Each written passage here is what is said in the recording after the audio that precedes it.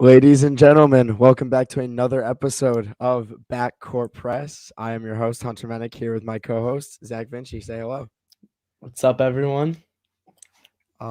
We said we would come back to being consistent, and here we are 2 weeks in a row now. We are Exactly. here and we're here and ready to still talk basketball. It's been a fun week of basketball. I know there was an amazing game last night. We'll probably talk about a little bit because those are two teams that we will talk about at some point in this podcast. But to everyone Yeah. watching, feel free to shoot us a comment. We can put your comment on the screen if you say anything related to what we're talking about, whether you're on Facebook or YouTube or Twitter even. Say hello. Why not? It'll be fun.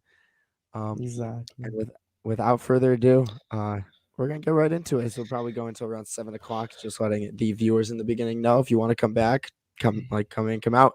That's all up to Yep. you guys. So without further ado, let's get right into it. Let's start off by talking about, you know what? Let's talk about what's going on what happened last night, real quick. That's my athletic trainer here at Temple. Hi Bailey, hi Yoni. Those are two What's of my up, good friends. Bailey? And Yoni says, "So do I." So that's a great way to start off the What's up, podcast, Yoni? and good vibes from Yoni and Bailey. Let's start off with the game Love to last see night. I it. know you said you watched the highlights from it. I watched the Yep. entire game. I thought it was a fantastic game between the Golden State Warriors and Memphis Grizzlies. We'll start out in Memphis. Just how good has John Morant been recently? And is he going to be is he a definite All-Star starter now? And is All right. Memphis a true contender in the West? So I got a lot to say about Memphis because that's been what everyone's been talking about this past week. I feel like every single media outlet is talking about the Memphis Grizzlies right now, which is weird because I don't think that's ever happened in my lifetime. But the thing that people, I feel like, but this is kind of just an in general notion. What people do is when a team is really good and they're having a lot of success, they always tend to attribute that entirely to the best player on the team. For Of course. example, I know we were talking about this earlier, like the 2011 Mavericks, fantastic team. Dirk Nowitzki played great season, great championship run, but he gets way too much credit for that run and how great his team was. Same with 2019 Raptors. I think the Kawhi Leonard, I love Kawhi Leonard. Great performance, but also an amazing team around him. All played up to their absolute best. And that's how I feel like the Grizzlies are right now. John Morant has made a big jump from last year, but I'm seeing it go a little too far now. I saw a take before we got on this where he was second in MVP voting, which to me that's a little overzealous in my opinion. Whoa. And people have to take into account the Grizzlies right now have a winning record when Ja hasn't played this year, so it's not like it's all him. Obviously, 5-4, and it's not like an amazing record, but they're still able to get the job done when Ja is not on the court. Dylan Brooks has been great this year, really living up to his potential as not only a 3-and-D guy, which is what he came into the league as, but he can take it to the rim now. He's a great off-ball player. And then Desmond Bain in his second season, averaging 17 points per game right now, having an incredible sophomore campaign. I would go as far to say that he's a top 5 player in that draft class. And, he reminds me a lot of a young Klay Thompson. And I really like that comparison. I love it. That's a comparison I've been seeing a lot lately, and I really like it. Jaren Jackson, while struggling on the offensive end, has been a huge defensive presence for them. Steven Adams has one job, and that's to rebound the ball, and he does that to his absolute best. Brandon Clark's been bringing a lot of energy off the bench after a disappointing sophomore campaign. He's had a great third year so far. This is a really good team, and they play so well together. I think Taylor Jenkins is a fantastic coach. Yes, let's give John Morant a lot of credit. He's had a great year, averaging like 24-7, 25, 7, and 7, something like that. All-star starter for sure, in my opinion. Let's pump the brakes on the MVP talk and I've seen people saying he's a top 10 player in the world, second best point guard in the NBA. I want to pump the brakes on that. I still like Luka Doncic. I still like Trae Young. I still like Kyrie Irving more, but That's John Morant's having a great season, and I'm glad he's getting a lot of recognition now, even if it might be a little too much. Yeah, I was gonna say something similar. Like I give a lot of credit to this Memphis front office because if you think about it, they had to go from a very old team with not a lot of promising future when they had Zebo, Marcus Sol, Mike Conley. But when they were doing that, if you think about it, they gave themselves like room to become a good team. They traded Marc Gasol to a place in Toronto, which was the best place to allow him to win. Mike Conley got moved, and he was an all-star and has played great in Utah. And that right there makes a good front office. That's, you treat your players right. Players are going to want to come play for you. And let's be honest, they got lucky. It's not every day that you just draft Ja Morant with the second overall pick. And especially when they weren't even supposed to have, I believe, like a top 5, maybe not even like top 8 pick that year. So they got lucky in the draft lottery. They made the right decision, and they built exactly around their star player. And I you say, I agree with you when you say pump the brakes on that MVP, because it's a little too far. I'd say as of right now, if they end up as the 1 seed, we could be talking a little bit differently. But as of right now, I mean, this team just plays well together. They made a great signing in DeAnthony Melton. And if you think about Kyle Anderson coming from, I believe he was in San Antonio before this, we looked at that signing and we were like, that's a little too much money for a Kyle Anderson type player. He's coming off the bench playing great minutes. Me and you both absolutely ripped this Memphis Grizzlies team when they traded Jonas Valanciunas away for Zaire Williams and Steven Adams. But maybe taking Jonas away was one of the reasons why Ja was able to explode this year. I completely agree with Dean on the screen right now that he is a 100%. He's the leader of this team, and we're still giving a lot of credit to Ja Morant. We're saying he's an all-star starter, and it's gotten to the point now where he's probably he is the guard next to Steph Curry when it comes to all-star game. But unless the Grizzlies keep up this win streak a little bit more, I say a little bit more, they have won 10 straight, which has been incredible. Unless they can make themselves a top 2 seed in the West, then I'd give it maybe a couple MVP nods. Ja Morant doesn't have a co-star on his team. You can't win a game with defense if you don't score the points to get you there. It's a good point, Dean. Yeah, I mean, he doesn't have a co-star, but he still has a better supporting cast than many, many stars in the league. And I think sometimes an overall good supporting cast is better than having one great star next to you and a bunch of bums. Take the Lakers, for example. LeBron James and Anthony Davis when he's healthy, and much worse than this. And then a bunch of bad role players. Whereas the Grizzlies right now I would say actually have the better roster than the Lakers at the moment with the way that they've been playing. One more thing I want to draw attention to about the Grizzlies is just how well they've drafted in the last couple of years. Ridiculous. Brandon Clark, Dillon Brooks, Xavier Tillman, and Desmond Bain were all late picks. They were all outside lottery. Tillman was second round. Clark, I think, was Clark second round or late second? First? Clark was second. Yep, both of them second rounders. I mean, they drafted so well. Desmond Bain was the last pick of the first round. And they've just gotten so much from these guys. So I think you got to give a lot of credit to the way they've been drafting, building from the ground up. I guess that's also kind of sparked a lot of the early 2015 Warriors comparisons I've been seeing, just building from the ground up, drafting really well. I think, again, people might be taking it a little too far. Let's pump the brakes for now, see how the rest of this season turns out. But, I mean, in terms of Grizzlies are the youngest roster in the NBA, and they are currently a top 6 or 7 team in the NBA. So gotta give him a lot of credit. Gotta give a lot of credit to Ja Morant for how he stepped up his game this year after a sophomore slump. Yeah, I mean, I completely agree with everything. And we'll move on now to the other team, the team that unfortunately took the loss. For me, I'm wearing their hat. The Golden State Warriors took the loss against the Grizzlies, obviously without Draymond Green, but you can also make the argument that Steven Adams wasn't in the game. So those are 2 very impactful players. Obviously, Draymond. Because Steven Adams is on the same level as Draymond Green. Yeah, Draymond Green could be an all-star starter, but we talked about that last podcast.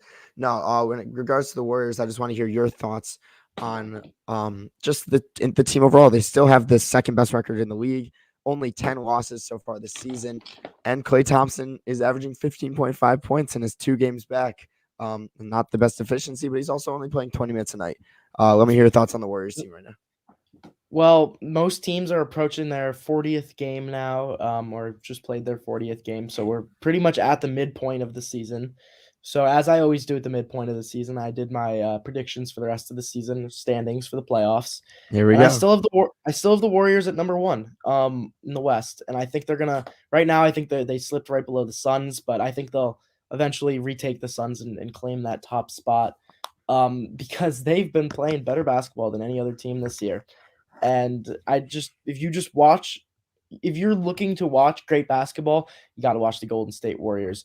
They're one of the best passing teams in the league this year. They lead the league in assists, and they lead the league in points allowed, or they have the least amount of points allowed per game. Okay, yeah. And for me, if you have passing, playmaking, and defense, those are the two most important things, because playmaking leads to scoring, and defense means you're preventing the other team from scoring.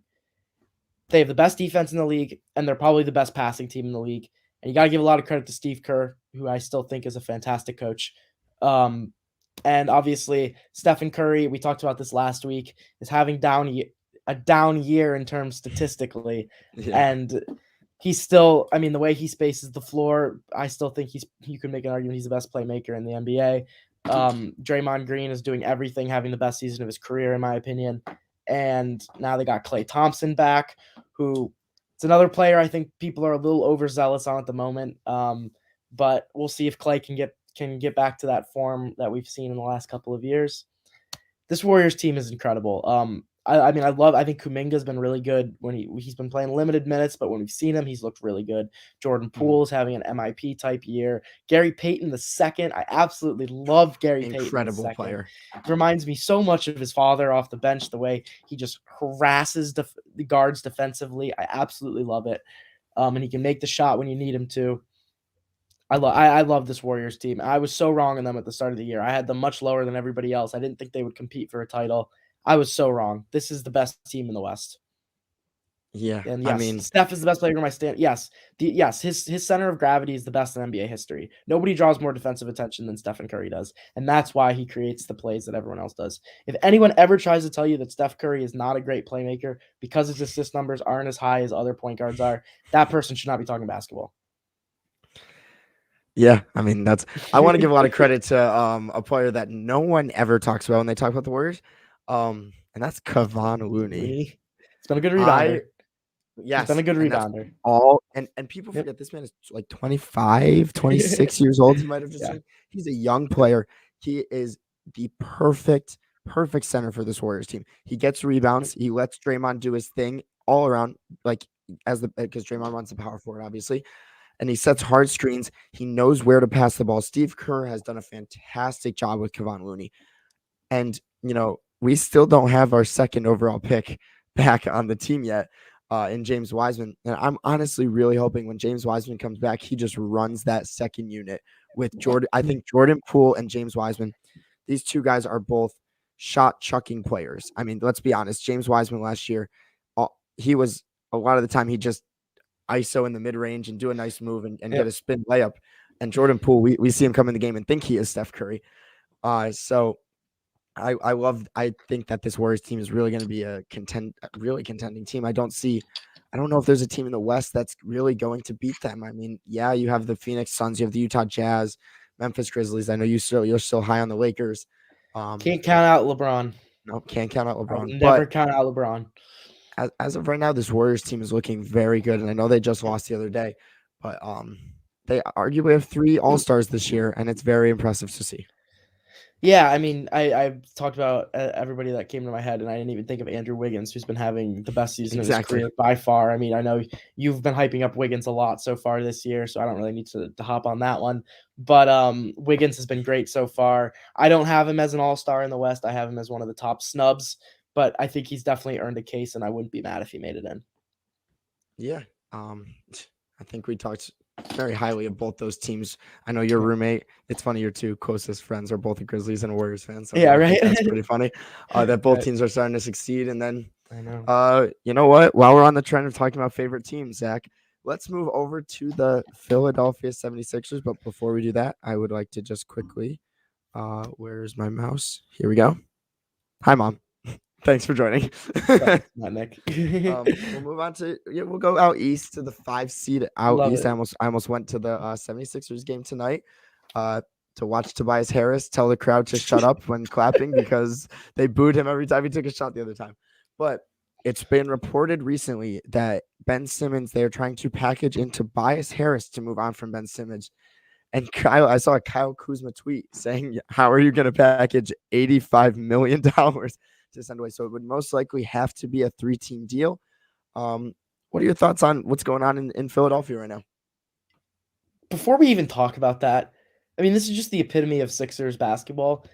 Are we just going to ignore the fact that the Sixers are on a 7-game win streak right now and are the hottest team in the NBA besides the Grizzlies? Like Embiid is averaging 33, 10, and 5 in the last 7 games, playing MVP caliber basketball. The Sixers have looked like a well-oiled machine.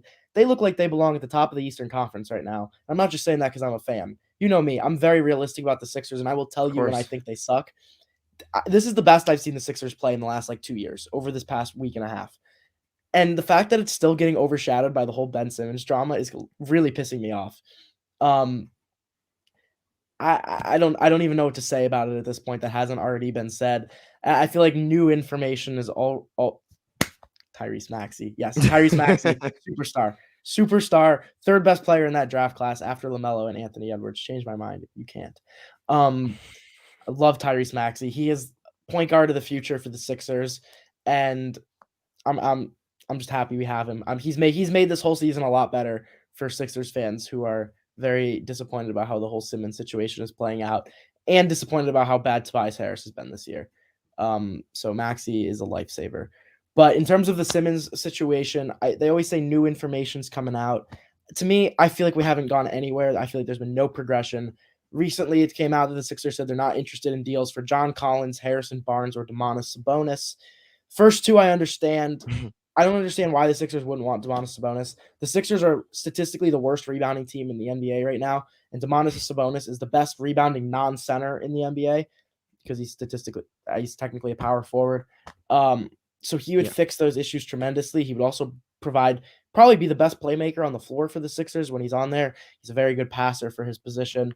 And he's very efficient scorer. I know the Pacers haven't been doing much this year, but I think that he would be a huge addition for the Sixers. Regardless, I don't know. I think the Sixers are still valuing Simmons too high, and I'm ready to just trade him, move on, get somebody to pair with Embiid because Embiid is playing at such an elite level right now, and it sucks to see that his second best player is a second-year point guard. Yeah, I mean, I saw the rumors. I know we talked about this a little bit earlier. I saw the rumors that John Collins isn't happy, and people were saying a possible John Collins for Thanks. Ben Simmons trade. I know my buddy Dean in the chat is talking about possibly trading for Buddy Hield, which would probably have to take on Marvin Bagley or Harrison Barnes in the deal. Like what if you could think of like a player that you believe is a realistic option to trade Ben Simmons for right now? We're going to talk about this team soon, but you got Damian Lillard over there going through surgery and Anthony Simons absolutely killing it. So I'll keep on the Kings topic. I would trade Ben Simmons for Tyrese Halliburton, Buddy Hield, and a pick. I would do that. I don't know if Sacramento's willing to give up Tyrese. He's been good. He's been a great player for them. He's been really good this year. But I mean, Sacramento clearly needs to switch things up. Halliburton and Fox are not a suitable match. Both of them are point guards. I guess Halliburton can play off ball, but I think he suits the point guard position better. So then it would be interesting to see Maxey and Halliburton in Philly and see which one would kind of take over the point role and who would be the off guard. But I think the Kings are desperate to switch things up at this point. Even if it feels like it's giving up too much for Simmons, they need change. And I think at this point, they're probably more willing to trade Fox. As a Sixers fan, I honestly think Halliburton's a better fit for us. I agree. I love Halliburton. I think he's such a good player. Yeah. I don't know. I think that's a realistic kind of trade. I just don't see us getting a Dame type player for Simmons anymore. I think that ship has sailed. Unless, of course, Daryl Morey continues to hold out and make a play on James Harden this offseason. Yeah, I mean, I trust me, I've still seen a bunch of stuff that James Harden is a free agent, and if the Nets win a championship, he might want to go back to switching up teams or doing something different. Yeah, they got that connection. I mean, we all know how absolutely it probably would be arguably the greatest pick and roll duo in NBA history right there between Harden and Embiid. Yeah, exactly. But we'll see. There's a lot of basketball to be played. I know we still have, I believe, a month-ish till the trade deadline. It's probably somewhere around early February. Mid-February, we got a month. Yeah, so we'll see what the 76ers end up doing. It's gonna be interesting though, because this whole Ben Simmons thing might happen there could be a trade in the next week or two, or you could have Ben Simmons on the roster for 2 years and he'll never play a game. Yep. So we'll see. We'll see what ends up happening. Before we move on from the Sixers, Yeah. I mean, I know we just mentioned it, but I think we need to give a lot of credit to Joel Embiid for having a monster year. I mean, I know last year he was second or third MVP, and he got a lot of credit for that. And then he's kind of been just out of the spotlight this year with the whole Simmons thing going on.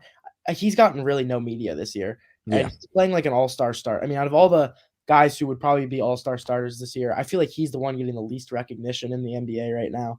Besides maybe Trae Young, and I feel like we'll get to that topic in a little bit. We will. But Joel Embiid is leading a team with no other all-stars, and honestly, not even that great of a supporting cast. I mean, Tyrese Maxey's solid, Seth Curry's solid, Tobias Harris has been very underwhelming this year.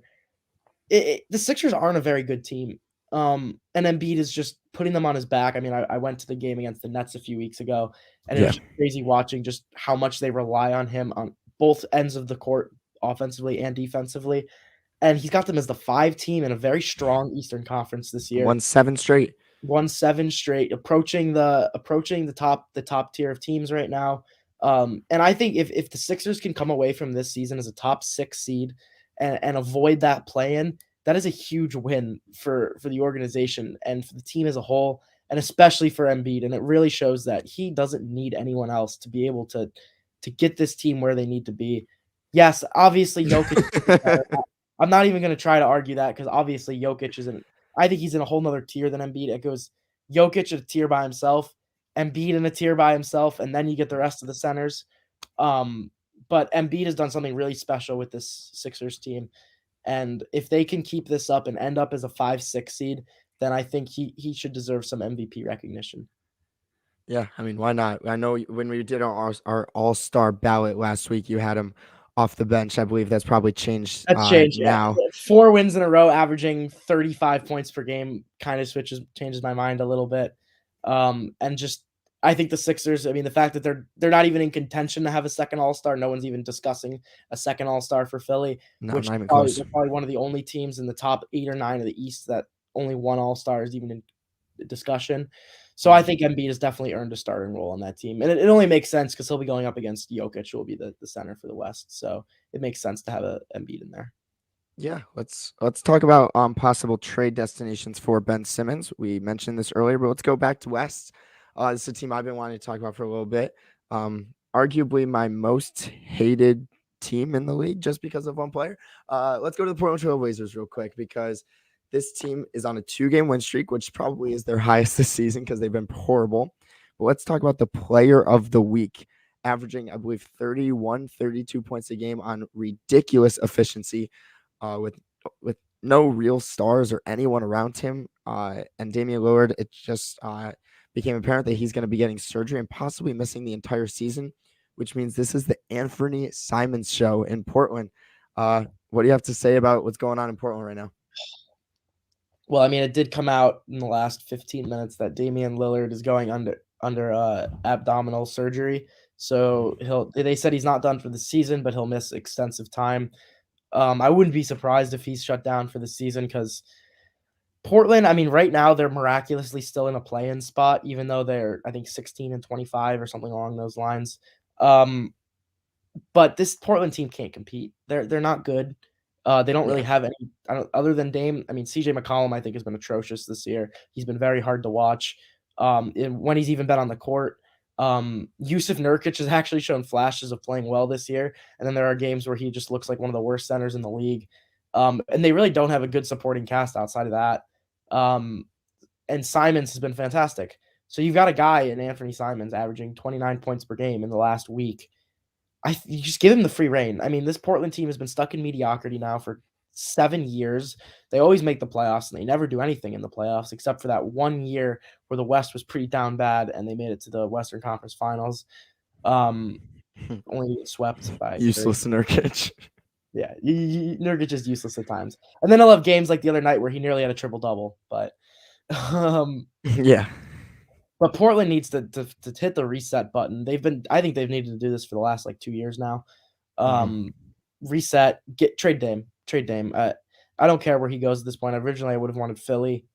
I don't think that's realistic anymore. Get Dame out of this team, get him off the organization, and just completely rebuild. Let Simons be your guy and go for a top draft pick. I can't remember the last time Portland has had any draft success since Dame. Like I don't even think I could name a guy. Anthony Simons. Yeah, Simons, right? Like that's the only one. Nasir Little's been decent. I guess. Yeah, he's been okay. Portland really needs to try something new. I don't have them making the playoffs this year. I actually have them 11 right now in the West, so I think they'll just miss the play-in. But that's not really because they're good. It's just because the teams behind them are the Kings, the Rockets, the Thunder, the Pelicans, just 4 poverty franchises at the moment. So yeah, Portland they're not it right now. Yeah, I mean this might be a reason why you don't trade Dame, because no one's gonna want to go to a Portland Trailblazer game if you don't have Damian Lillard on the team. But I'm looking at like possible options on where Damian Lillard could go. Let's say Dame.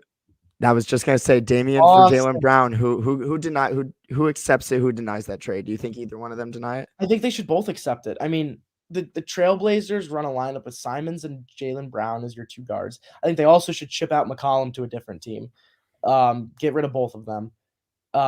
Even though McCollum's value has probably never been lower than at this moment, I still think they need to get rid of him. Let Simons and Jaylen Brown run the guard spots. They can make some noise. Are you kidding me? Let Jaylen Brown be the guy.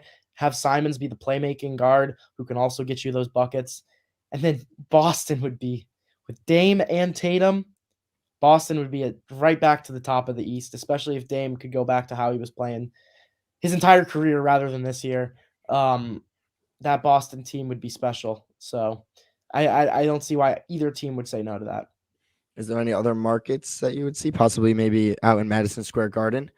I don't know if they have what pieces do they have though? They don't really have anything worth trading unless they would be willing to part with RJ Barrett, which I don't think they would. Unless they're really giving up on Julius Randle at this point, which I disagree with. But I mean, another team that it's never going to happen because they're rivals and because they've got a certain guy coming back from injury pretty soon. But the Denver Nuggets with Dame I was thinking about that, and Jokic would be scary. Like I don't know if it's ready to give up on Jamal Murray or Michael Porter Jr., but I would trade both of them for Dame if I had the choice. Ooh. If I was Denver. And I know that might be a really hot take, but you don't know how long Jokic is going to be in his prime. Jokic is a top 5 player in the NBA right now. I think you could even argue higher than that. The Nuggets championship window is right now. Right at this moment, it's this championship window. They can't wait for these young guys to develop or get injured or come back from injury. Who knows if Jamal Murray will even be the same player? He hasn't stepped foot on a court in 2 years. Like, I just think that we need to get back. If you're Denver, you need to get back into contention. And they haven't been in contention with all these injuries. With Jokic, you should always be in contention. Trade for Dame, run 2 years with those two, and I guarantee that they're in championship contention both years. And JB, regarding age, I guess you could say maybe more valuable than Dame as a future asset, but Dame is still currently the better player.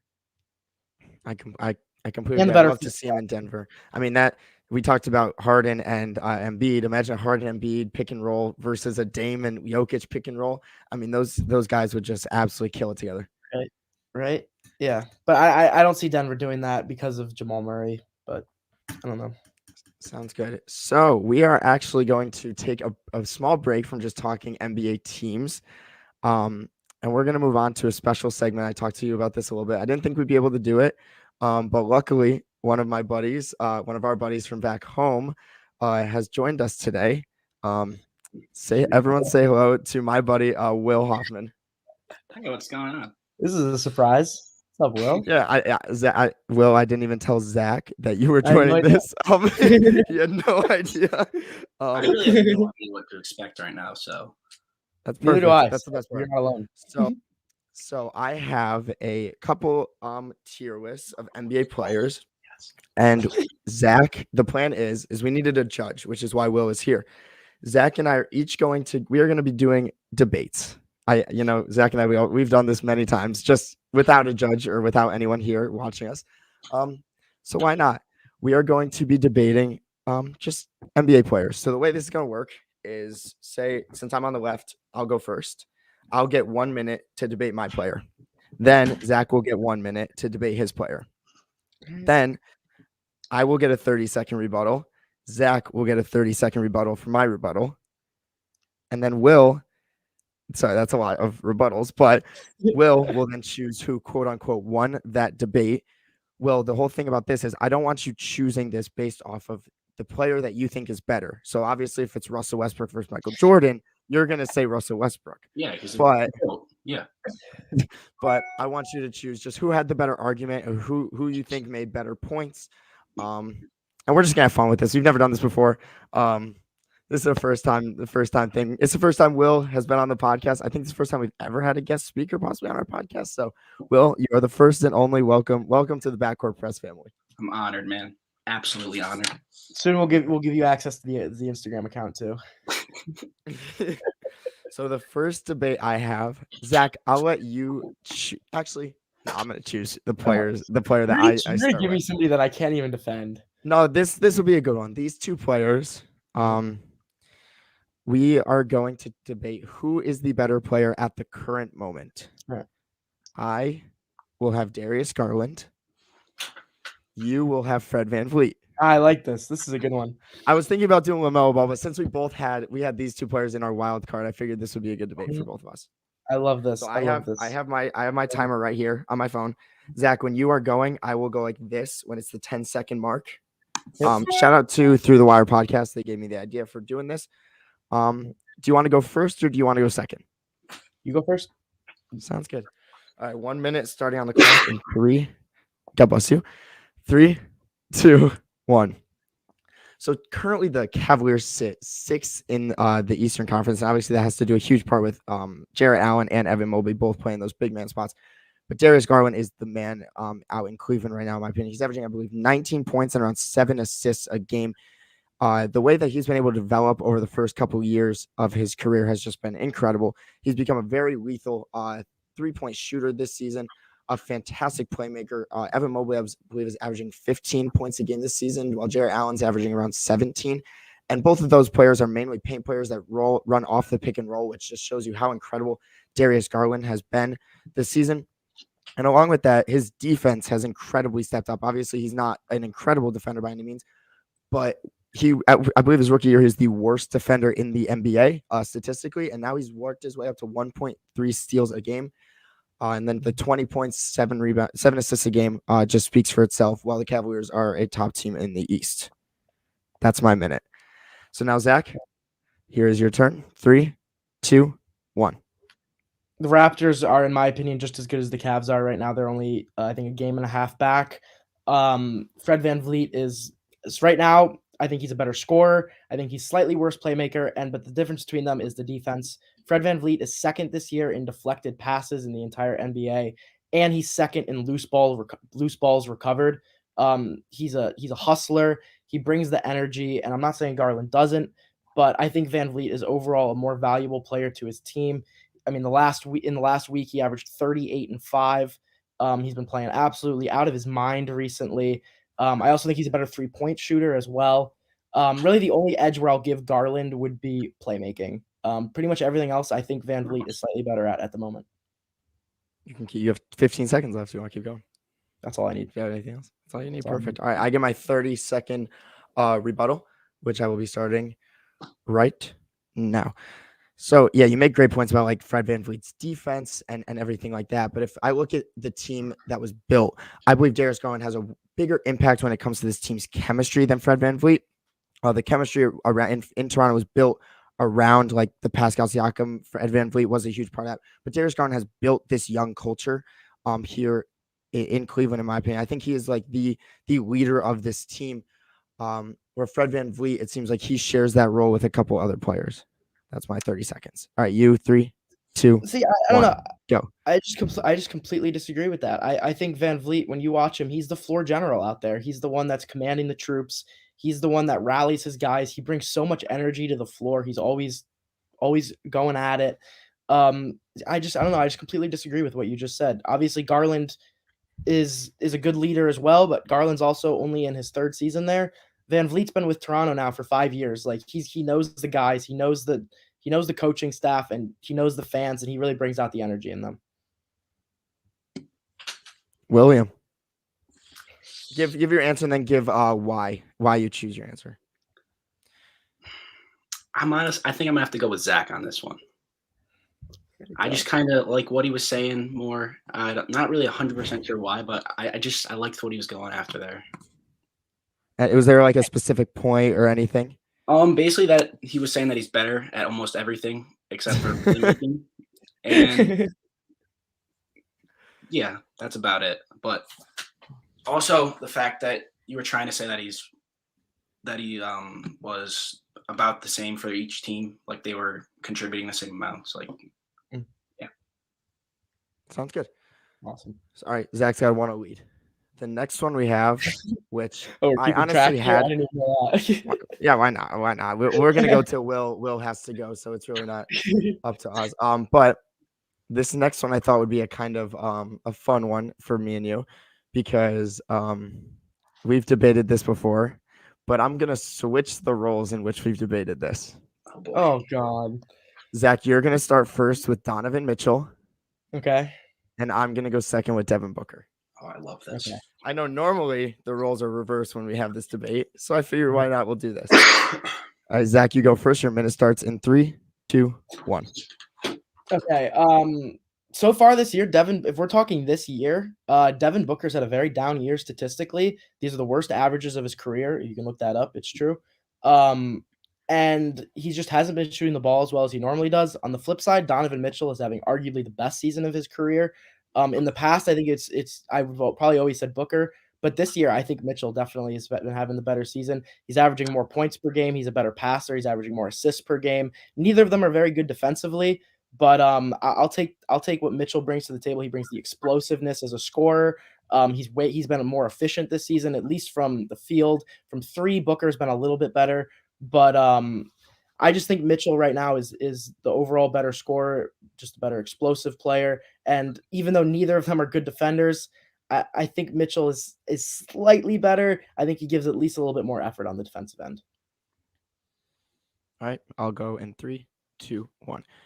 Yeah, you talk about Devin Booker's numbers being down a little bit. Obviously, it's only 2.2 points a game, and the Suns are still the best team in the West right now. I think both these players need a secondary star next to them, whether it's Rudy Gobert in Utah or Chris Paul here in Phoenix. But I mean, Devin Booker shooting 41% from three when Chris Paul, who's been the point guard last year, has been a horrible 3-point shooter. So to me, when you look at this team, obviously they're built around their defense. So it's not like Devin Booker needs to be a good defender. I mean, the same goes for Donovan Mitchell. But Devin Booker, on the number one team in the league right now, statistics or record-wise, is putting up the top statistics on his team. It's still averaging 23 points. The 5.4 rebounds is also a career high because DeAndre Ayton hasn't had as good of a season as people expected him to. And I think Devin Booker is picking up for his slack as well. And he's taking more tougher shots with Chris Paul getting older. He's becoming more and more of a playmaker rather than scorer, while Devin Booker is absolutely killing it from the 3-point range. Done. All right, 30 seconds. Zach, 3, 2, 1. One thing I want to bring up is rebounding as a guard is probably one of the least important statistic stats, and that's really the only one that Booker has over Mitchell right now. Mitchell's better more points per game, more assists per game, and slightly better efficiency as well from the field, even though slightly less from three-pointer. Booker, you're right, has the rebounding advantage on him by about, I think, a rebound and a half per game. But in my opinion, when it comes to guards, averaging 3.5 rebounds versus averaging 5 rebounds isn't that big of a difference because guards are not biggest rebounding part of their game. Sounds good. I'll go in 3, 2, 1. I completely agree about the rebounding part. But at the same time, I think that the Utah Jazz need Donovan Mitchell to take more shot attempts because he's their main offensive focus every night, where Chris Paul draws a lot of attention offensively, especially since he's the one dishing out all the stuff and he's their primary leader. And so I think Devin Booker, even though his points per game is a little bit less, it's because he's not shooting the ball just as much. He's shooting 19 attempts a game, which is a little less than last year. And on that efficiency wise, I think that efficiency is just ridiculous. They still shoot 20 per game. Come on. Will. I think I'm also going to have to give that one to Zach again. I'm not doing good. He said that he's on higher points, more assists, and about the same efficiency. So I'd say it weighs it over towards Mitchell more. Hey, that's a good point. Yeah, that's fair. All right. The next player that I have. Wait, can I choose one? Yeah, go for it. If you have two in your head, then go for it. Why not? All right.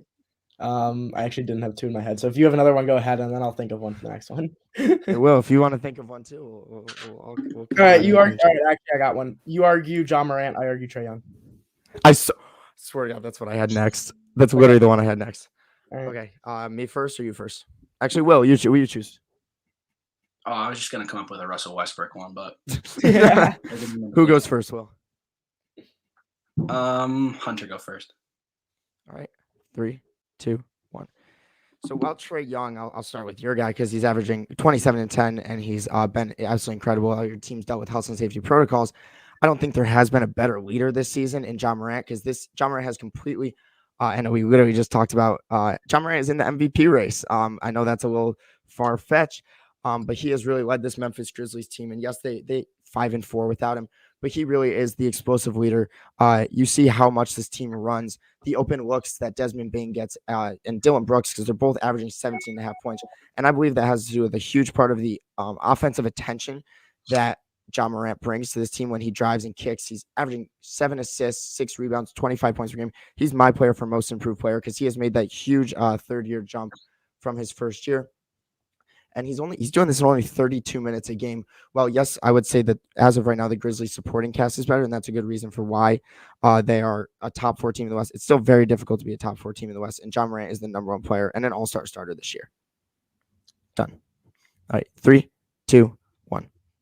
Trae Young is the only player in the NBA who's top 5 in points and assists right now, and he's number 1 in points created in the entire NBA. Averaging 28 and nearly 10 assists per game. No one generates more points than he does. He also has a top 3 in the on-off rating in the NBA right now, which means when he's on the court versus when he's off the court, the Atlanta Hawks are a significantly different team. The only 2 players ahead of him in that stat are Rudy Gobert and Nikola Jokic, which are obviously 2 incredibly impactful players. And for a guard to be that impactful, normally you only see big men having that kind of impact because of their defense. For a guard to have that impact is absolutely insane. Say what you will about his defense. Yeah, he's not a very good defender, but Trae Young is without a doubt the best offensive weapon in the league right now, besides probably Steph Curry or Kevin Durant. That's all I need to say. That's all I mean. Yeah, that's sweet. All right. My 30-second rebuttal starts right now.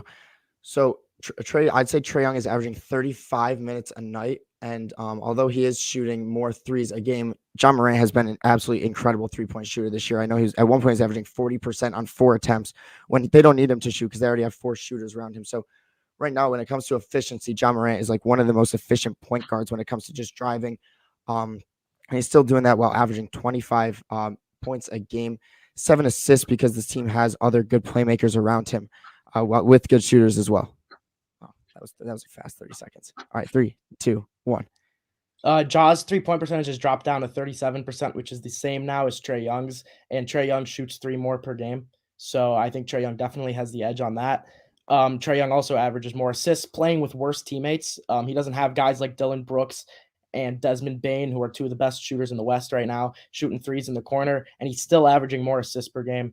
And yeah, that's really all I got. William. I might also have to give this one to Zach again, honestly. I mean, he's scoring more points, more assists, and their efficiency seems to be about the same. So, yeah, fair enough.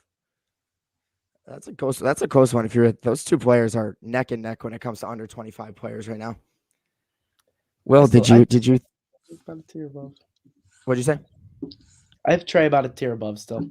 I'm not ready to put Ja in the same category as Trae. I need to see it in the playoffs first.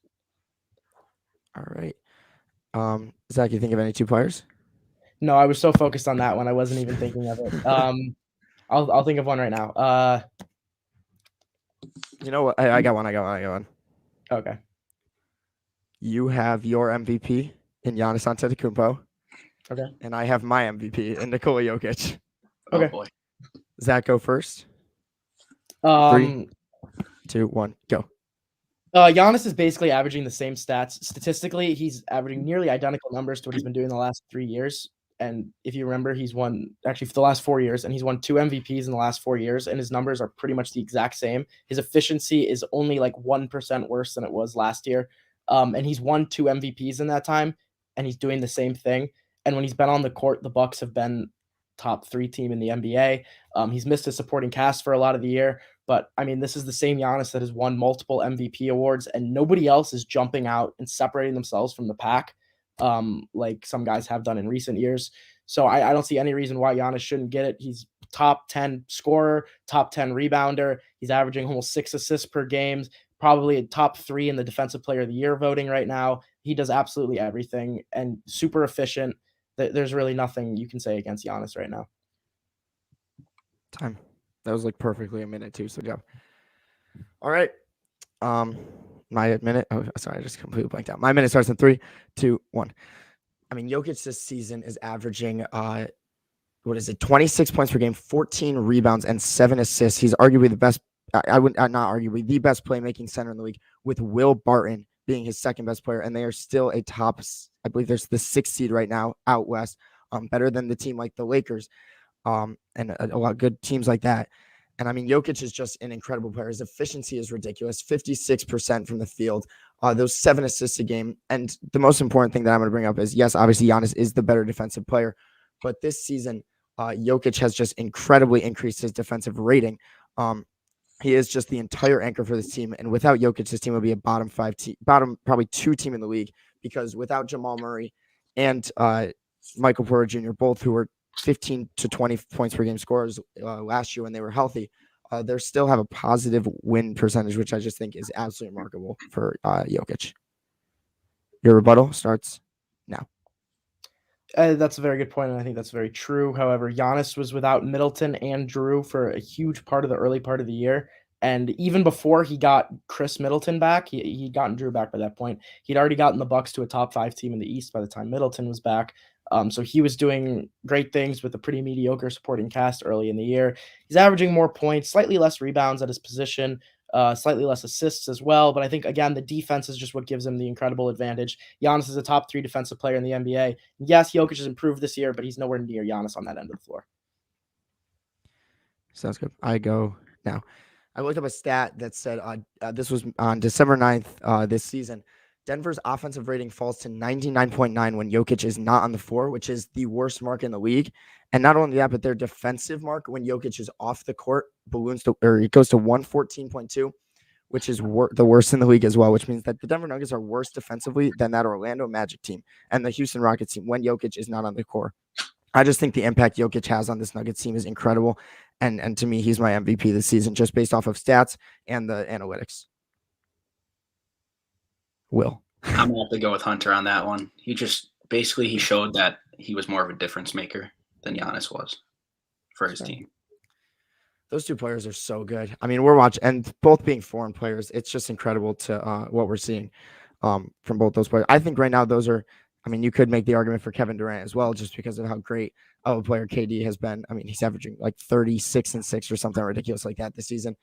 But those two players probably are the 2 front runners for MVP this year. I have one. Let's go. You argue for Durant, I argue for LeBron. Oh, Zach arguing for LeBron James. Do you want to get anything out, or do any research quickly, statistics wise? Oh, I'm ready. Beautiful. Do you want to go first? Sure. All right, 3. Yeah, Sorry, I just want to say I might be a little biased towards Zach here because Kevin Durant's a snake. So Shit, I forgot we're talking to a Westbrook fan. That's horrible. All right, 3, 2, 1. LeBron James is averaging his most points per game since he left Cleveland the first time. This is the most points per game he's averaged in his career since then, which I think is absolutely remarkable. 29 points per game, second in the league. Yes, to Durant. However, his efficiency is past Durant. He's averaging 53% from the field, which is also some of his best efficiency in the last 5 years. People were saying LeBron was the best in the world for the last 10 years, and he's averaging pretty much better stats at every position than he has in the last 10 years. Other than assists, he's about 1 below. That's also because he's with a completely shitty supporting cast. The Lakers supporting cast has been atrocious this year. I'm sorry, Russell Westbrook has been absolutely terrible for the Lakers. He's really hurt their team. And LeBron is just doing incredible things with incredible efficiency. Second leading scorer, some of the best efficiency, 53% from the field. He's shooting the 3 ball at a 37% clip, which is higher than his usual averages. Basically, LeBron James is better than he's been the last 5 years, and that's when everyone was calling him the best in the league. I go in 3, 2, 1. Well, you bring up it's first that LeBron's highest scoring since he first left Cleveland. Kevin Durant is averaging his highest points per game since his 2013-2014 MVP season. And obviously, yes, he played a good portion of that with Steph Curry, but he still had 2 more years in OKC after that. And Kevin Durant has done all of this season without Kyrie Irving, and also a good portion without James Harden. And he's played 34. He's averaging the most minutes he's averaged in nearly his entire career with 37, which shows that and the Nets are a top, I believe they're the 3 seed right now in these. It shows that this team needs Kevin Durant to win. And without them, I mean, you look at the supporting cast outside of James Harden, because obviously James Harden is a secondary star, but still, the Lakers still have Anthony Davis, and both of them are having down seasons. I mean, you have Patty Mills as your 3rd best player, Nick Claxton as your 4th best player. I mean, these guys are not that great on offensive or defensive side. Meanwhile, Kevin Durant's putting up 30 points, 8 rebounds, and 6 assists, the highest assist numbers of his career as well. Stop. 3, 2, 1.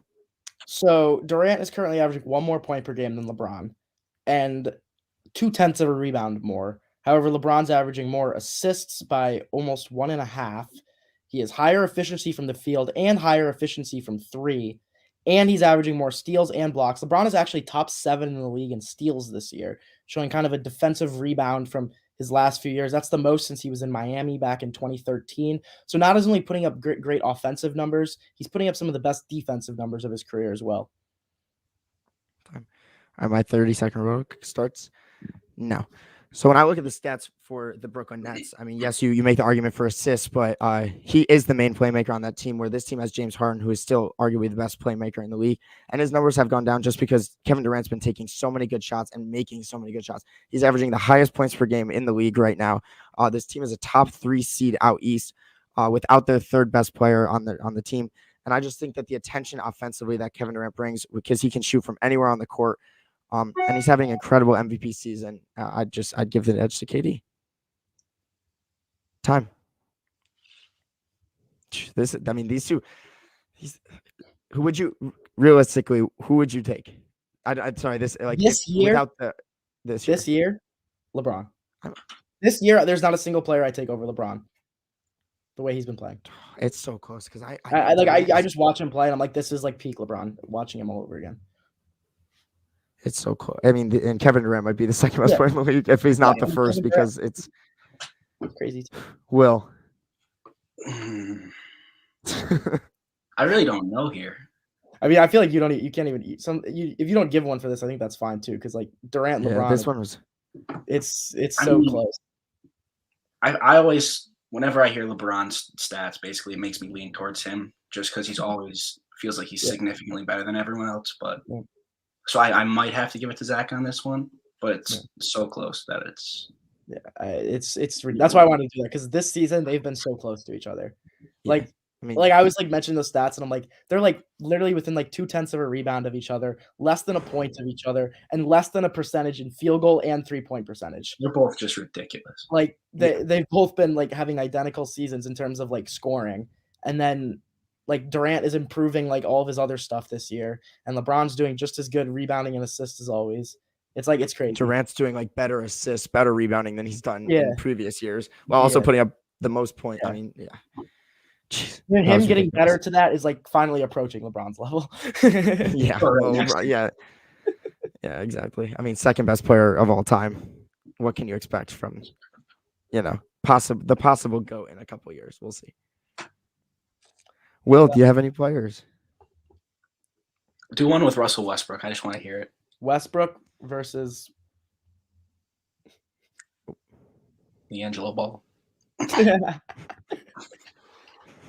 don't even know who to compare Westbrook to, because he's so bad. Patty Mills. Westbrook versus Lillard this year. Oh my god. You argue for Lillard, I argue for Westbrook. I never thought I'd be doing this in my life. Yes. Injured Lillard? No. I just need to see you argue for Lillard. All right, you ready? Yep. 3, 2. I'll go first. I'll go first. Yeah. Because I gotta get this shit over with. All right, 3, 2, 1.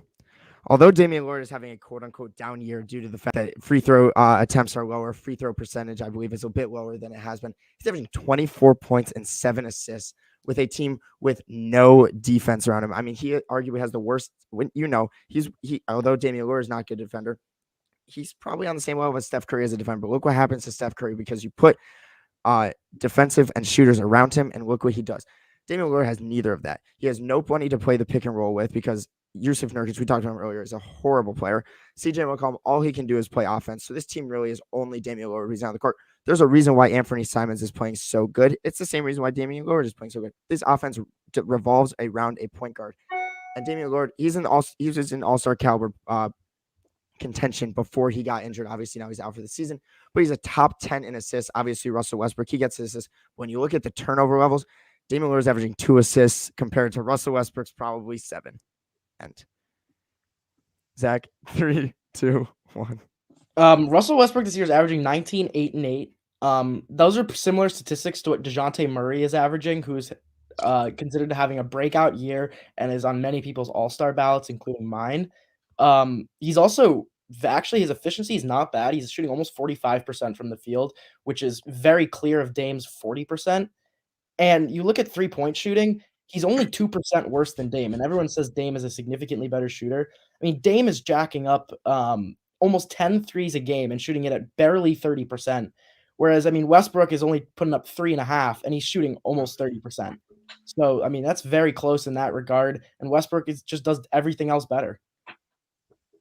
Right, that was 45 seconds because I just completely stopped looking at the timer, so I'll give myself 45 seconds. All right, 3. Wait. Well, that was my first. That was your first one. Yeah, okay. All right, 3, 2, 1. It seems like when this is just the eye test for me, when Russell Westbrook is on the court for the Los Angeles Lakers, especially next to LeBron James and Anthony Davis, the players that he's supposed to be, you put talent around talent, supposed to work out.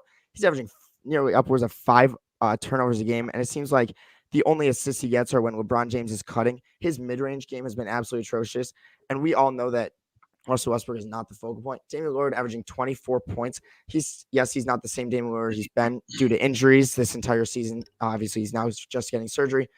That's my time ended really quickly, so that's why. All right, 3, 2, 1. The only valid point you brought up is that Damian Lillard averages 24 points per game. Everything else Westbrook clears Lillard in, including rebounds, assists, steals, field goal percentage, and then, like I already mentioned, the 3-point percentage last time. Very close on many less attempts. I'll take Russ, man. I'll take Russ. I'll take Russ too. I hate Dame. All right, Will. That was probably the hardest thing I've ever done, actually. I can't believe neither of you like that. What did you say? I feel like neither of you liked arguing your side. side. I fucking hate What's Westbrook. it called? I had to stop myself because I started comparing Dame to Steph Curry when saying that neither of them look what I said. If you put Dame in Steph's shoes, look what happens when Steph has defenders next to him. If Dame had that, and then I was like, no, I can't say that. I need to stop. This is getting too far. Will. Because of Hunter's comment at the end there, I'm going to give it to Zach. Yeah, actually, I think I'd probably give that one to Zach. Literally, like, God, I would take Dame over Westbrook so easily right now. Yeah, that's just an easy one to argue because Westbrook's a statistic god. Like, you just throw the statistics out there, and it's like Westbrook. But you actually watch the two play, and you're like, there's no way. Exactly. That's what when I thought that the defining factor for me in the rebuttal was when I was just like, just look at the eye test, watch them both play games, and look at how bad Westbrook is on the court. I was like, that's where I'll get you. And Westbrook. That's kind of what you have to say. Yeah. Okay. What were you saying, Zach? No, I was just gonna say, Westbrook. Before this year, he's always been great. It's just I have a hard time arguing for him this year. Yeah, I mean, you see how he's played next to like the star players, and it's just you can't say he's a positive player on that Lakers team. No. If you had the one thing that if you had brought up that probably would have won it to you is that every single player on the Lakers roster besides Carmelo Anthony is better when Westbrook is off the floor than when he's on statistically. Oh, is that statistically? Yeah, like I don't remember what the metric was. I think it was like on-off rating, like with Russell Westbrook, which is kind of a specific stat. But I just thought it was funny that every single Lakers player was in the minus when Westbrook was there, was on the court except for Melo. Melo's just that pure shooter that stands on the corner. And then when Westbrook's off the court, like everybody's in the positive. That's amazing. Hey, that was fun though. Will, thank you for joining. Yeah, I know you said you had to. I said 6 to 6:30, and I'll stand to my word. This was fun. We'll definitely do this again sometime. We'll get more judges on. Maybe I put on our Instagram story. Maybe one time we'll do like a 2v2 debate or something. What did you say? You could get a panel of judges. Exactly. We'll get like a whole group of people. Yeah, for sure. He'd love that. Hey, everyone, stay tuned because we might have a couple fathers coming on to actually debate with each other in the future. I thought it'd be fun if Zach and I's dads came on and started arguing. So we'll see. But Will Hoffman, everyone, follow Will on Instagram. UConn sophomore here. He's a fantastic guy, absolutely fantastic guy. Really, really bad at fantasy football though, so never forget that. Thank you for coming on, Will. It's been fun. He came last in our fantasy league this year. Kind of a bum. Who won the year before though? Who won this year? All right, we're done. Hey, all right, bye guys. Angelo Bazzi. I'll see you, Will.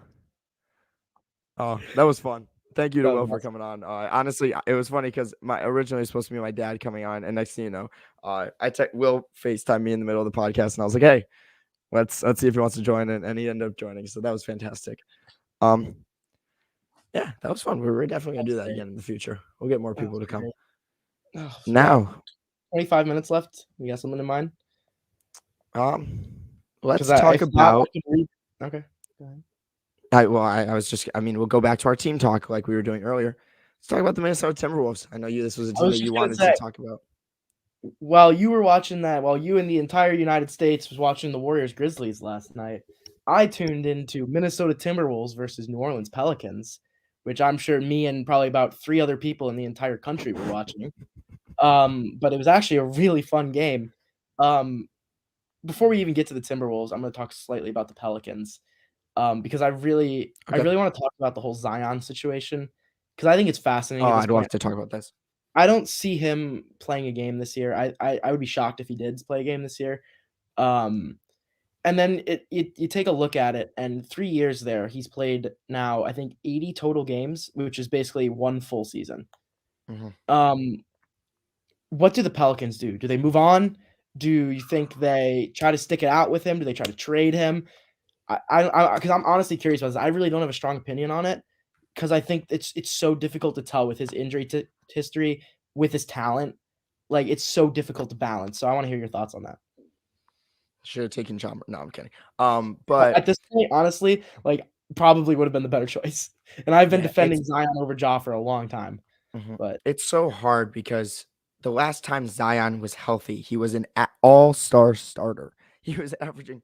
He looked like a generational talent out there. I mean, when his post game at 6'6", obviously we don't know what his weight's sitting at because it fluctuates every single day by about 30 pounds.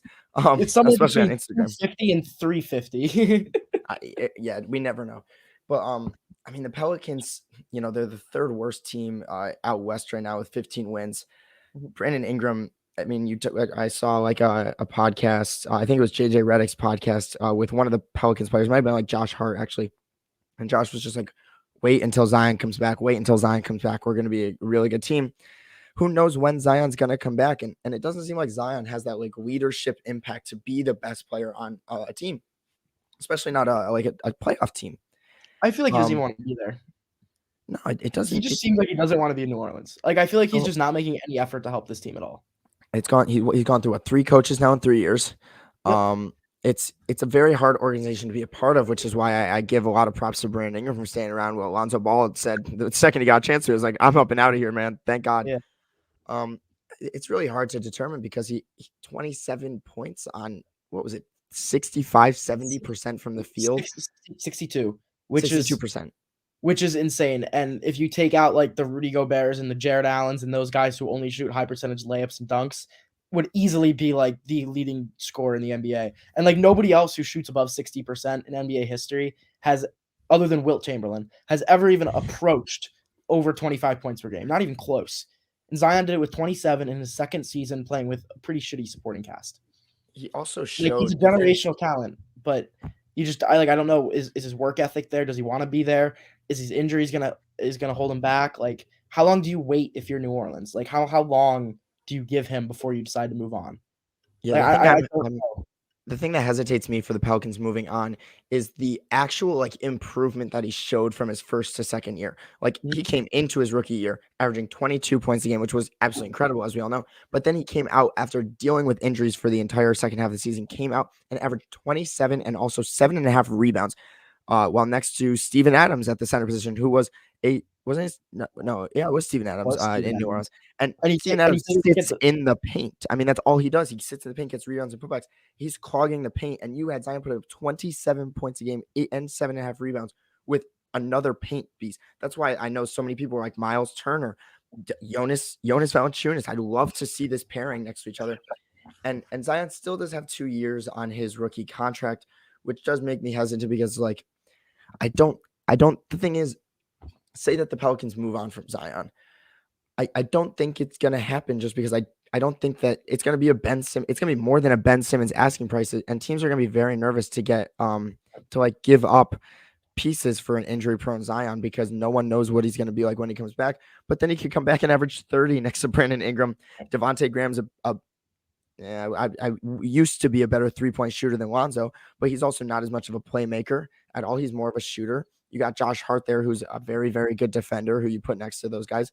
Brandon Ingram, the ISO scorer. Jonas Valanciunas playing very good basketball right now. He's still quietly putting up 16 and 11 and doing his thing. And you input Zion in there. I don't see why they couldn't make the plan.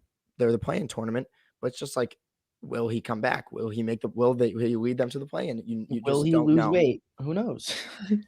So it's a very interesting situation. We've never, I mean, in our lifetime, we've never seen anything like this really, except for, I guess, like a Greg Oden, but we were kind of young then. So, yeah. And I mean, Zion was in my lifetime the most hyped up prospect ever by far. And like Ben Simmons was pretty hyped up coming out of college. Karl Anthony Towns was pretty hyped up. Anthony Davis was very much hyped up. But all of them, to me, pale in comparison to the way Zion was hyped up coming out of college.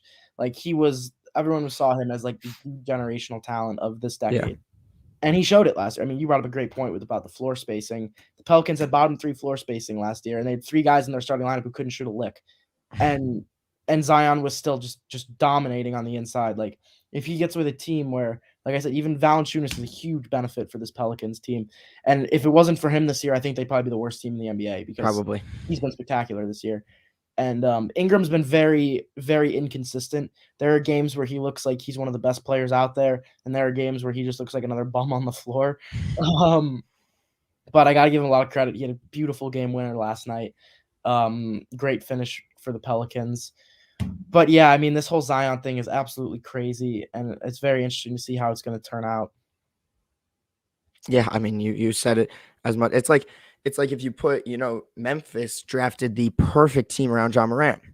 What if you put the perfect team around Zion? John Morant is, I mean, I'm completely knocking out wood here, but he reminds me a lot of a young Derrick Rose with his athletic ability, and he relies on his athleticism a lot. So it's like, who knows? Zion could come back from this injury and play every game for the next season. He probably won't play back-to-backs just because that's how the NBA nowadays works. But like, I don't see, to me, Zion isn't someone you trade. He's someone that you stick with. If he decides to leave in free agency, I think that's going to be his choice. I don't think that's going to be like a Pelicans letting him walk or a Pelicans telling him to move on to a different team. Yeah. I mean, hopefully the jumbo shrimp in New Orleans is good enough to keep him around because Brandon Ingram is not going to be the player that sells tickets for this Pelicans team. So the only way that he gets traded from New Orleans, I think personally, is if they think that he's gonna ditch him in free agency after next year, so they try to sell him and try to get as much as they can for him before he just leaves them to nothing. But yeah, that's pretty much all I got for them. Go for it now. Now we'll move on to the other team that played. Minnesota. Oh my god, I love Minnesota this year. I want to bring a couple stats. I'm not sure if you've seen any of these, but I think it's fascinating. So before last night, the Timberwolves were I saw this stat yesterday, so it was before last night's game. With their starting five of D'Angelo Russell, Patrick Beverley, Anthony Edwards, Jared Vanderbilt, and Karl Anthony Towns, had only played 13 games together. They were 10-3, which is the best record in the NBA. It's percentage wise. Yeah. When they're playing together, the number one offensive rating in the NBA in the games where those lineups play, and most shocking, the number one defensive rating in the NBA. I did see all five this. of them are on the floor, which to me is crazy. Like with D'Angelo Russell and Anthony Edwards and Karl Anthony Towns, the worst defensive center in the league. Karl Anthony Towns has become a very good center defensively. He's entered that like top 10, 12 defensive centers in the league. He's in there now. He's really improved his game on that. Jared Vanderbilt, I think, is arguably the most underrated player in the NBA at this point. Like, he just grabs rebounds effortlessly, and he's very good inside paint presence along with Karl Anthony Towns, where Towns protects the rim. He kind of guards the other areas of the paint, which is very useful. I think I've used this analogy before, but it's like the Hakeem Olajuwon, Otis Thorpe of the Rockets in the mid-90s, where Olajuwon protected the paint and Thorpe really roamed around the rest of the paint. I see a lot of that in Vanderbilt and Cat. Obviously, I'm not calling Cat Olajuwon, but or Vanderbilt. This team is so underrated on defense, and obviously we've seen what they can do offensively. Cat's an all-star lock.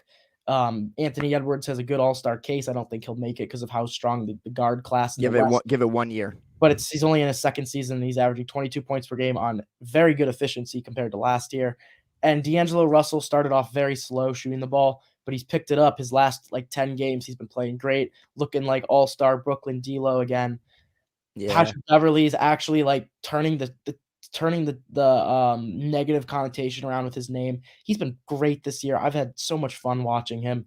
I've actually probably watched the Timberwolves more than most other teams, which is very weird, but I love this team. I have them in my predictions for the rest of the season. I actually have them at number 6. I think that they're going to end up top 6 in the West. I think they're going to avoid the play-in. And I think that they'll give one of those top few teams a run for their money in the playoffs. I love this squad. Yeah, you started talking about it because you said he changed his whole motive around. But I really want to give a lot of credit to a player that I've always hated as a Warriors fan because he got under the skin of every player, Patrick Beverley. Yep. Yes, I'm going to obviously give a lot of credit to Cat because of how great he's been defensively. But D'Lo has been a positive defender as well this year, which you don't see often. Exactly. And if you look at this team compared to last year, obviously they are healthy this year. But the only real addition they did was add Patrick Beverley.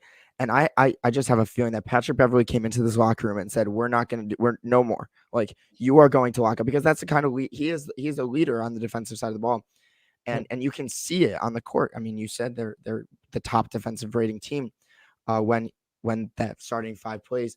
Obviously, I want to give a lot of credit to the coach. I believe he was the former Toronto Raptors assistant coach, Chris Finch, I believe his name is. He's done an incredible job with this team. Huge.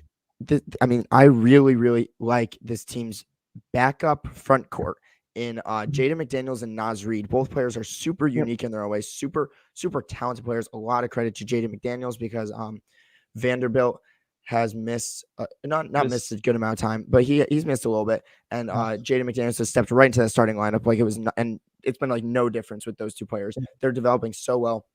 But it's also really easy to develop when you have a guy like Karl Anthony Towns averaging 25, 9, 4 assists, 1 steal, 1.5 blocks a game. When you have a player like that standing next to you, incredible efficiency, arguably the best shooting big men of all time, as he claims. And you got a guy like Malik Beasley. Every good team needs that spark plug off the bench, and we never mention him. He comes off the bench and just shoots the ball. And who else on that second unit's going to shoot besides Malik Beasley? So why not? I'm looking at the statistics. He's actually shooting horrible from the field. He's shooting 37% and 34% from 3, which is low for a Malik Beasley type player. But when he's shooting a bunch of shots in that second unit, I don't see why he shouldn't. Just a lot of credit to this Timberwolves team. In my preseason rankings, I remember so many people hated me because they were like, why do you have them as the 8 seed and Portland Trailblazers as the 9 seed? They're not going to be better than Portland. Here they are. I just want to throw that out there. But yeah, I give a lot of, I'm happy you decided to talk about this team because you know how much of a D'Angelo Russell fan I am. I mean, I've never seen a guy take more contested shots and just nail them other than Kyle Kuzma, but that's Jason Tatum. Yeah. But no, I a lot of credit to D'Lo. He's been the playmate. He's upped his playmaking again this year, which I think that's what separated him to bring him back to his like Brooklyn days. Was he was the leader of the team, like he ran the plays and everything. But then he obviously went to Golden State. It's the Steph Curry, Draymond Green show. Really, just with him, the Draymond Green show, who's the main playmaker on that team. And he comes here. He's averaging 7 assists. Patrick Beverley was averaging 5 assists. But he runs this offense, D'Lo. And I really hope, I would really like to see playoff D'Lo, playoff Cat, playoff Anthony Edwards. I mean, they go up against a team like Phoenix and Golden State. That series might go 6 because Anthony Edwards might average 50 points a game in that series. I have Phoenix ending as the 3 seed and Minnesota ending as the 6 seed, which I think would be such a fun series. See Devin Booker going up against his boys, D'Angelo Russell and Karl Anthony Towns. That would be such a fun series. We talked about this a lot last year. I remember about how Cat, D'Lo, and Edwards played barely any games together last year, and when they did, they had a winning record. And I remember saying that give it next year when they actually have time on the court together and they're going to succeed. I think we both called that they would make their first playoff appearance in the last few years here. And they're on track to. And I think soon enough, they'll get their first playoff series win since 2004. Maybe not this year. I think this year might be a little early, but maybe next year. And we'll see. We'll see. But I love this team. And I think the West is very wide open this year. I don't think there's any one team that's head and shoulders above everyone else. Obviously, I said earlier that the Warriors are probably the best, but I think the Suns are really good. The Jazz are really good. Can't count out LeBron and the Lakers. Grizzlies are playing excellent. Who knows what Luka Doncic can do in the playoffs when Kawhi Leonard's actually not guarding him for once? Who knows if the Nuggets are going to get Jamal Murray back and run the table with them? Timberwolves, I think, are just right in the mix with those teams. They just got to get hot at the right time. Yeah, I mean, I completely agree with that. It's going to be very interesting. That West play-in, although, like, we say, oh my gosh, the Trailblazers are in it and they're horrible. The other 3 teams right now are the Lakers, the Clippers, who might have Kawhi back in time, and the Timberwolves.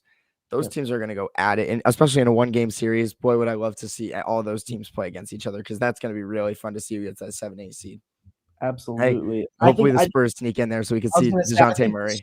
The Spurs will eventually jump the Trailblazers. Actually, the Spurs, believe it or not, are tied with the Warriors I know I said this earlier, the Warriors are the best assisting playmaking team in the league. Spurs are actually tied with them in most assists per game. Popovich. That's Greg that offense. Popovich. And also, like the Warriors, they're also one of the best defensive teams so far this year. And actually, what I also found was interesting is I think I said they have a positive plus minus despite having like 10 more losses than wins. Like they're like points allowed and points total is like pretty much even this year, which is interesting. But that Spurs team is a team I really hope to see playing in the postseason this year too. Yeah, it's actually funny because the next thing I was going to bring up to lead into the next team was a point differential stat. So, like, what are the odds that you just pointed that out? I don't know. Yeah. Moving on, we're going to go back out east, but I'm going to give you 2 teams that have the same team point differential this year. Mm-hmm. The 6 seed Denver Nuggets have a 0.0 point differential. Mm-hmm. And the 13 seed Indiana Pacers have a 0.0 point differential this year. Now, I'll start with this. I'm going to put you in the shoes of whoever the Indiana Pacers GM is. You're not selling tickets. You're not winning games. You're not close to a playoff seed. There's been rumors that every single player is going to get moved for 5 years. What is the first move that you make to tell the organization we are going full rebuild, except for signing Lance Stevenson to a max contract? Look, this is not what's going to happen, but if you're giving me control of the Pacers ownership, the first thing that I'm making sure is I'm making Domantas Sabonis untouchable. And I think Domantas Sabonis is so good, and I've been hyping him up for so long now. I hyped him up for a while last week too, even though I didn't have him in the All-Star game. I love Sabonis. I can go on for a while about why I think Sabonis is so good. I'm not going to do that because you've heard it before. I would make just Sabonis like his dad. Yes, exactly. Oh, I love RB. I think Domantas is better than RB. Fun fact. But I love Domantas, and I think the Pacers should hold on to him and move everyone else. I would literally clean house with everyone else. Trade TJ Warren, trade Karis LeVert, trade Malcolm Brogdon, trade Miles Turner. Literally clean house. Keep Sabonis. Except for Sabonis. Keep Sabonis. Get a couple of decent players in there. Get some picks.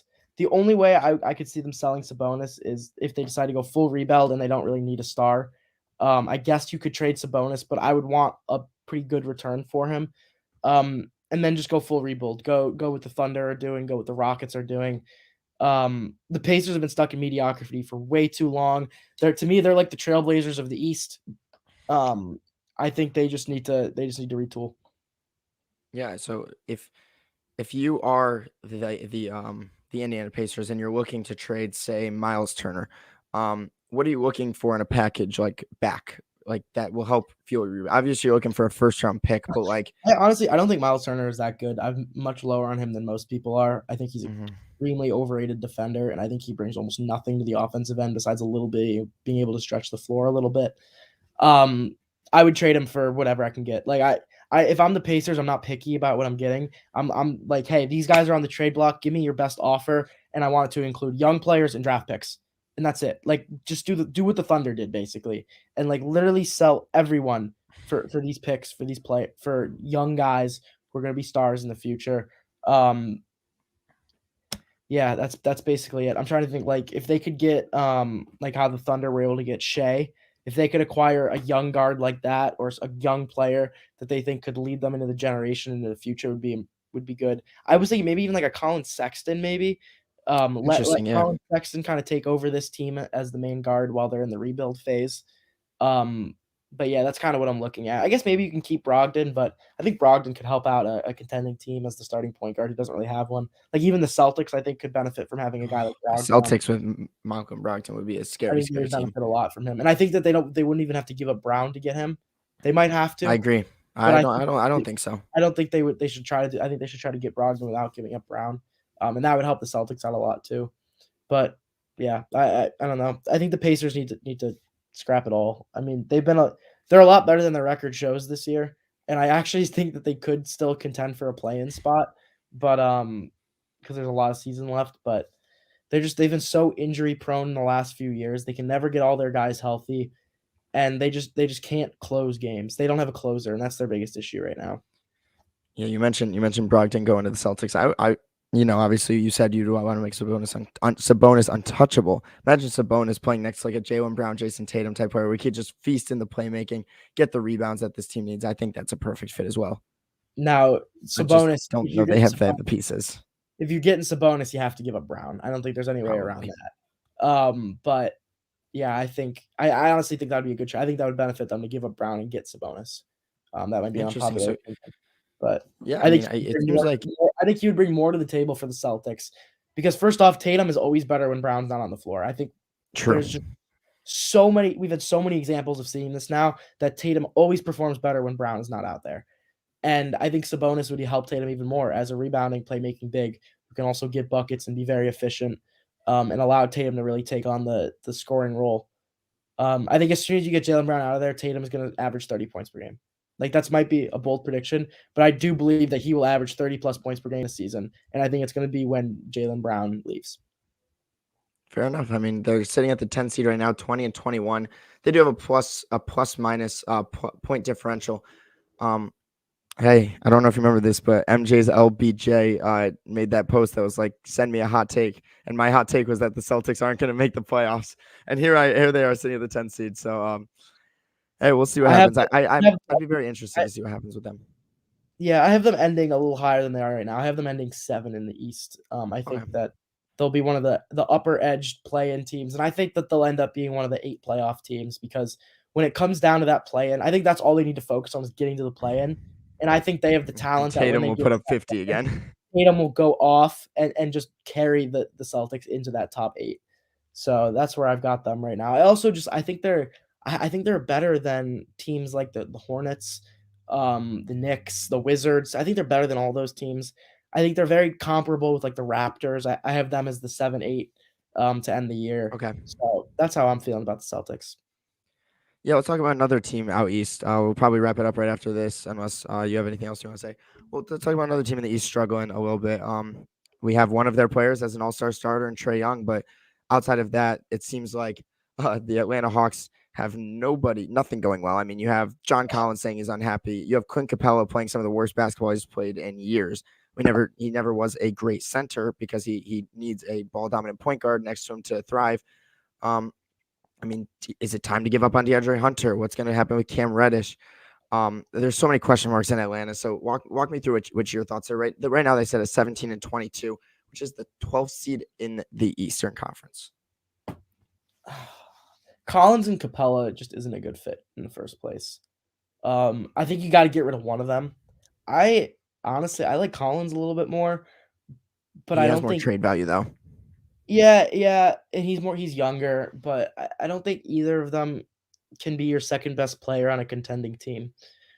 I don't really know. I was so wrong on the Hawks this year. Like I was so high on them. I thought they'd be even better than last year. And I really I hate to say this. I feel for Trae Young. Like like we mentioned this earlier. Like when I was arguing for him, third best on-off rating in the NBA after Jokic and Gobert, which is ridiculous. Gobert. Because of how good. Yeah, Gobert. MVP Gobert. We might have to do a whole podcast next week just talking about. I'll sit back and I'll just ask Zach questions about Rudy Gobert because you guys have no idea what I've been hearing, but recently, especially with the Jazz on this losing streak, this is crazy. But continue. Prime Rudy Gobert hours, but no, Trae literally reminds me of a worse Jokic in respect to like the situation he's in, where like when he's off the court, the Hawks are like the worst team in the NBA. Where like the Nuggets, when Jokic is off the court, they're like the worst team in the NBA. Trae just isn't quite as good as Jokic to be getting them those close wins at the end of games to elevate them to be above 500 right now. But I honestly I don't even have a solution for them. I don't know where to proceed. I thought they had such a good team built around Trae Young for this year. They had good shooters. They had interior defense, which I think was the most important things to surround Trae Young with, and they did surround him with that. And Young's playing great, and everyone else is just playing terrible. So I don't know. Maybe you just need to get different shooters, different interior defense. I don't have a solution because my solution is what they have this right now, and it's not obviously doing anything. I mean, it's crazy. It's crazy because the team they have right now made it to the Eastern Conference Finals and was up 2-0 against Giannis. No, that was the Suns. No. Yeah, right. I mean, but they took Giannis to 6. I thought it was 5. No, it was 6. It was 6. Yeah, because Giannis got hurt. He fell. Oh, right. Oh, we all thought they were gonna lose. I remember you. Yeah. I mean, it's just weird because I mean, last year they changed their coach and they started playing well. You can't change your coach because this is the same coach you got last year to make yourselves better. So it's just an interesting situation. You know, Trae Young's in like a Bradley Beal situation where he's just doing everything for this team. Obviously not Bradley Beal this year, but Bradley Beal in previous years where he's just done everything for this team. It's Steph Curry last year all over again in Atlanta right now. And it's just interesting because you have like, it's funny because, you know, we feel bad for the Pelicans because of the Zion situation. We feel bad for the Hawks because Trae Young is playing so good and everyone else is playing so good. These are two teams, I believe, like 5-6 months ago now, we were saying have the best young cores in the NBA, and it's not close. Like it was these two teams and the Celtics, and that was it. And these young cores aren't working out, which is just crazy to think about. Now you'd be drunk to say anyone but the Grizzlies have the best young core. And Grizzlies and Cleveland, in my opinion, are top two, and I don't think it's close outside of those two. Yeah, but you make a good point.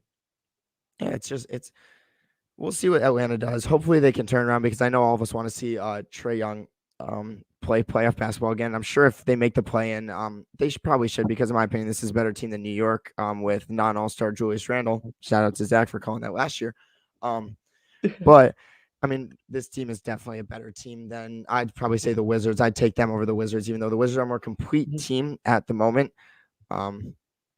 It'll be interesting to see how this Eastern Conference plays out because it's very top heavy with those top 4 teams in Chicago, Brooklyn, Miami, and Milwaukee. Yep. Oh, I have one more thing before we end because it just popped in my head and it's the funny. Quickly, one thing about the Hawks is I actually have them at 9, so I think they make on a bit of a run to end the year, and I think that they secure a play-in spot. But okay, I like it. It will be close. One more thing before we go. Obviously, it's very difficult to talk about the pandemic going on right now because it's still affecting us a year and a half, almost 2 years now later. But obviously, Kyrie Irving just came back. He cannot play games at home. But it was just reported that if the Brooklyn Nets pay a $5,000 fine each game, Kyrie Irving can play in Brooklyn. What do you think of that? Because to me, that's just probably the most. I don't know. I just want to hear someone else's thoughts because I think it's the weirdest thing I've ever heard. It would cost them. I think I read something like $80,000 for the rest of the season if he played every single game, which for an NBA organization is literally pocket change. Like that's $8. That's like finding a $5 bill on the ground for a normal person. Yeah. Like, oh, it's nice, a little bit of money, but like it's nothing. It's literally nothing. And if you're trying to win a championship, I would. If I'm an NBA organization, I'm gladly trading $82,000 to get Kyrie Irving to play the rest of the year. And I'm not mad about that. Like I don't think it should be illegal or anything. Like all these other teams that are allowing their unvaccinated players to play. Brooklyn's like the only team that can't. Them in New York and Toronto. So like Toronto's crazy. Why not? What? I said Toronto's crazy. They got no fans at all.